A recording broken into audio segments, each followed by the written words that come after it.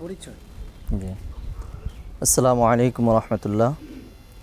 আমি মুফতি ওমর ফারুক, দ্বীপ জেলা ভোলার লালমোহনের অধিবাসী। আমি মিরপুর 1 জামিয়া ইসলামিয়া আরজাবাদ মাদ্রাসা থেকে 2011 সনে ফারেগ হয়েছি। এখন নরসিংদীর ঐতিহ্যবাহী দ্বীনি শিক্ষা প্রতিষ্ঠান, ঐতিহ্যবাহী ইসলামী বিদ্যাপীঠ জামিয়া মোহাম্মদিয়া ও এতিমখানার নায়েবে মুহতামিম হিসাবে নিযুক্ত হয়েছি। আলহামদুলিল্লাহ, এই প্রতিষ্ঠানে আমি প্রায় 1 মাস হয়েছে এখানে এসেছি।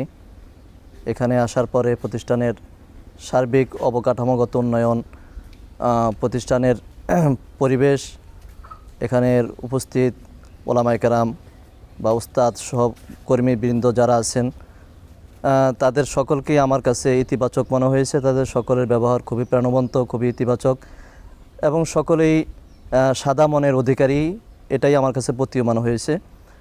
এবং বিশেষ করে এই মাদ্রাসার তলেবুল ইলম যারা আছেন, ছাত্রবৃন্দ যারা আছেন, এরা সকলেই মেধাবী, সকলেই সুসভ্য এবং সবাই অনেক শৃঙ্খলাপন্থী, সুশৃঙ্খল এবং সকলেই দ্বীন ইলম চর্চার জন্য নিবেদিত প্রাণ, সকলেই মাদ্রাসার প্রতি আন্তরিক।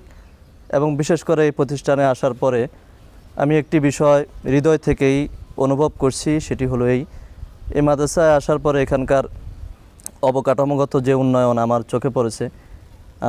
এখানের বিশেষ করে মসজিদ, সুন্দর প্রাকৃতিক পরিবেশ এবং মাদ্রাসার ভিতরের সুন্দর যে কয়েকটি রাস্তা, এবং এক কথায় মাদ্রাসার ভিতরের প্রতিটি যে সৌন্দর্য আছে, প্রতিটি সৌন্দর্যের পিছনে আমার কাছে মনে হচ্ছে এখানে একজন যিনি এই মাদ্রাসার যিনি সম্মানিত মুহতামিম হযরতুল আল্লাহ মুফতি হাবিবুল্লাহ সাহেব দামাত বারকাতুহুম, ওনার যথেষ্ট অবদান, পরিশ্রম এবং যোগ্যতার স্বাক্ষর উনি এই প্রতিষ্ঠানের প্রতিটি কাজের পরতে পরতে রেখে গেছেন। এই প্রতিষ্ঠানের প্রতিটি উন্নয়নমূলক কাজে ওনার ত্যাগ, তিতিক্ষা, ওনার পরিশ্রম এবং সার্বিক যোগ্যতার প্রতিফলন উনি ঘটিয়েছেন বলেই আমার বিশ্বাস। এবং সেটার জন্যই এখানকার উস্তাদবৃন্দ যারা আছেন এবং ছাত্রবৃন্দ যারা আছেন, সবাই হুজুরের জন্য অনেক আন্তরিক, সবাই হুজুরকে অনেক পছন্দ করেন, ভালোবাসেন। ব্যক্তিগতভাবে আমার সাথে হুজুরের এই পর্যন্ত যতটুকু আলাপচারিতা বা সার্বিক যোগাযোগ হয়েছে, কথাবার্তা, ভাব বিনিময় যা কিছু হয়েছে, আমার কাছেও এটা স্পষ্ট প্রতীয়মান হয়েছে।